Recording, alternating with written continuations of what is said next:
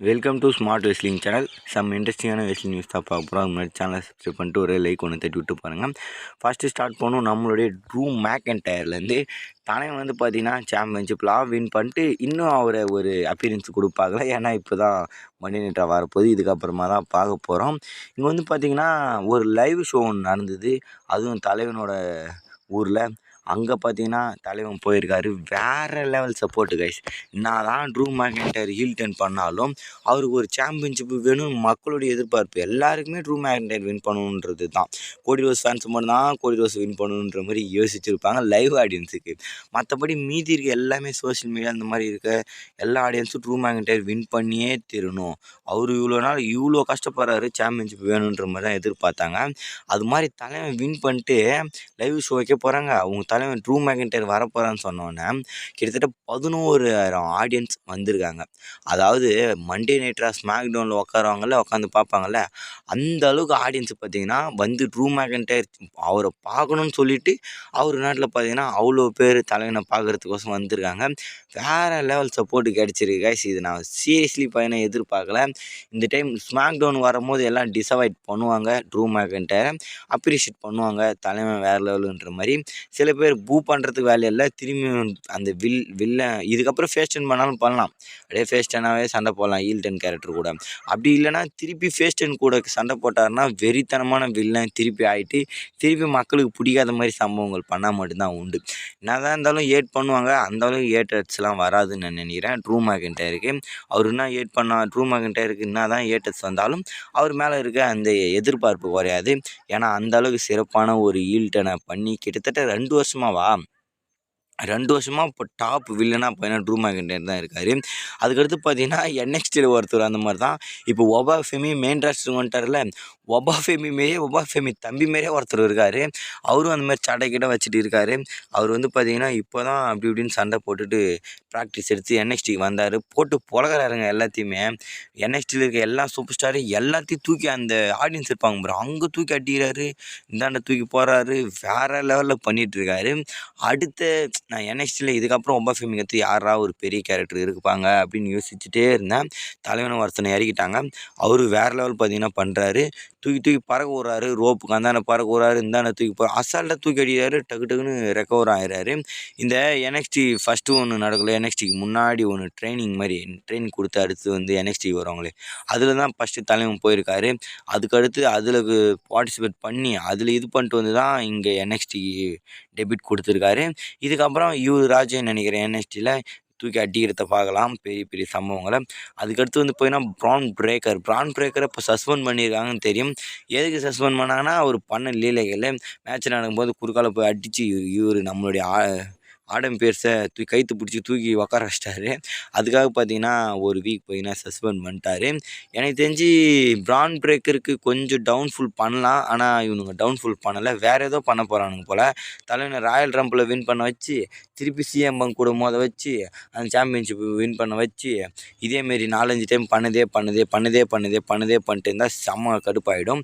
ஜேவு சோகு இந்த மாதிரி தான் நினச்சி பாருங்கள். தோத்தார் சடன் நைட் மெயின் இவெண்ட்டில். அப்படியே ராயல் ரம்பில் வின் பண்ணார், போனார், குந்தரை முடிச்சு விட்டார். குந்தர் கூட தோத்துட்டு இப்போ அதுக்கு முன்னாடி அந்த மாதிரி நடந்திருக்கும். ரோமன் கோடி கூட லைட்டாக அந்த மாதிரி தான். அதேமாரி கோடி தோத்தாரா, ஆனால் ஒரு வருஷம் கேப்பு கழிச்சு பண்ணானுங்களா. அந்த மாதிரியே இன்னும் நிறைய 2-3 ஸ்டோரி பண்ணியிருந்தானுங்க. திருப்பி அந்த மாதிரியே ப்ரான் பிரேக்கர் தோத்தாரா, இப்போ ராயல் ரம்பிள் வின் பண்ணி ஜெயிச்சாரா, அதுக்கப்புறம் CM பங்க் கூட மோதினாரா, சாம்பியன்ஷிப்பை வின் பண்ணாரா. அதே பண்ணானுங்கன்னா செம்ம கடுப்பாயிடும். பண்ணிகிட்டே இருந்தால் வேறு ஏதாவது பண்ணால் பரவாயில்ல. ஆனால் இது வேணாம். இந்த ராயல் ரம்பிளில் வின் பண்ணுற கதை, ராயல் ரம்பிளில் வேறு ஏதாவது ஒருத்தவங்களை வின் பண்ண வைப்பாங்களான்ற மாதிரி பெரிய எதிர்பார்ப்பு இருக்குது. ப்ரான் பிரேக்கரை வின் பண்ண வச்சு மக்களை டிஸப்பாயின்மெண்ட் பண்ணிட போகிறாங்க. பார்க்கலாம் என்ன பண்ணுறான்னு. நம்ம சொல்கிறதா கேட்பானுங்க, அவனுங்க இஷ்டத்துக்கு தான் பண்ணுவானுங்க. நெக்ஸ்ட் வந்து பார்த்திங்கன்னா இந்த AJ style versus Gunther first ever match தாறு மாறு வாட்டிய மேட்ச்சுன்ற மாதிரி சூப்பராக இருந்தது கைஸ். மேட்ச்சு 2 பேருமே தீச்சு விட்டாங்க. அதில் கூட ஆசம்லாம் கத்தியிருப்பாங்க.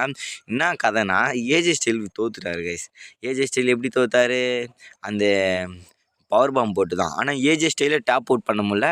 AJ ஸ்டைலில் குந்தரை டேப் அவுட் பண்ண வச்சிட்டாரு. ஏன்னா பார்த்துருந்தீங்கன்னா ரெஃப்ரி பார்க்கல. இந்தாண்ட சைடு குந்தர் பார்த்தீங்கன்னா நல்லா டேப் அவுட் பண்ணுறாரு, தட்டுறாரு டப்புன்னு, முடியல, அவன் தான் ஜெயிச்சான்ற மாதிரி. ஆனால் அதை ரெஃப்ரி பார்க்கல. அதை போய் கேட்டதுக்கு அங்கே போயிட்டு பேசிகிட்டு இருந்ததுக்கு அதுக்குள்ளே லோ ப்ளோ போட்டு சீட் பண்ணி ஏஜே ஸ்டைலில் வின் பண்ணிட்டாரு. இது வின் பண்ண கதை சரி இதே இல்லை, 2 பேரும் ஈக்குவல் தான், 2 பேரும் ஆளுக்கு ஒரு வின் எடுத்த மாதிரி தான் இந்த மேட்ச் கதை. அதனால் இது அகெயின் இந்த பெரிய லெவலில் இந்த மேட்ச் நடக்க போகுதுன்ற மாதிரி சொல்லிகிட்டு இருக்காங்க. இது இத்தோட முடியாது. ஏஜே ஸ்டைல் திரும்ப வந்து நான் ஒத்துக்க மாட்டேன்டா, இது சீட்டிங்னு சொல்லிட்டு திருப்பி உங்களுக்குள்ள ஒரு ஸ்டிப்புலேஷன் ஆட் பண்ணி மேட்ச் வைக்கலான்ற மாரி பார்க்குறானுங்களாம். ஆனால் எனக்கு தெரிஞ்ச வரைக்கும் தேவையில்லைன்னு நினைக்கிறேன். இப்போ தோத்தாலே ஏஜே ஸ்டைல் தோத்தாலே பரவாயில்ல, குந்தர்கிட்ட தோத்துட்டாருன்னு வச்சுக்கோங்களேன்.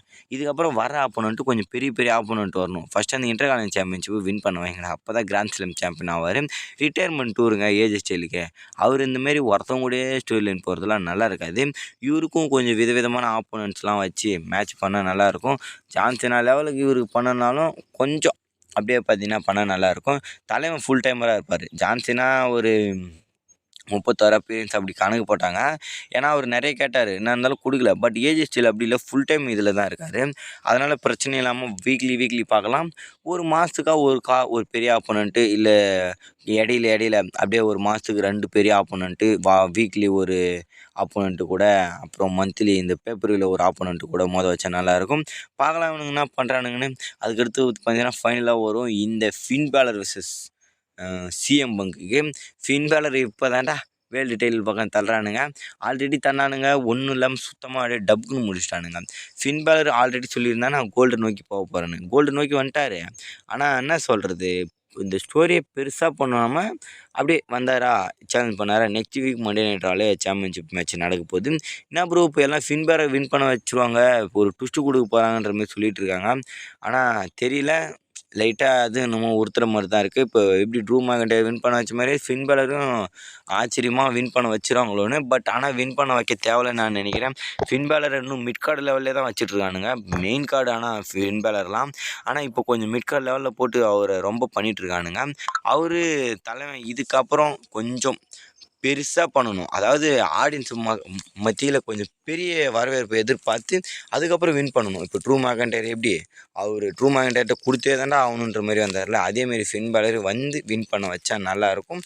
அப்படி சொதப்பி இப்படியெல்லாம் கொடுக்க மாட்டாங்கன்னு நான் நினைக்கிறேன்.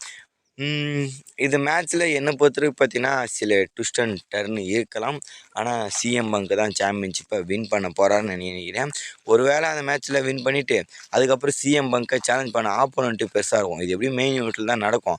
மெயின் ஈவெண்ட்டில் சிஎம் பங்க் சாம்பியன்ஷிப் ரீட்டன் பண்ணி வேறு ஏதாவது ஒரு பெரிய ஸ்டார் வந்து சிஎம் பங்கை அடித்து போட்டு சேலஞ்ச் பண்ணலாம். அப்படி இல்லைனா அதுக்கப்புறம் இந்த பேச்சு எடுத்துருவானுங்க, ராயல் ரம்பிள் தான்.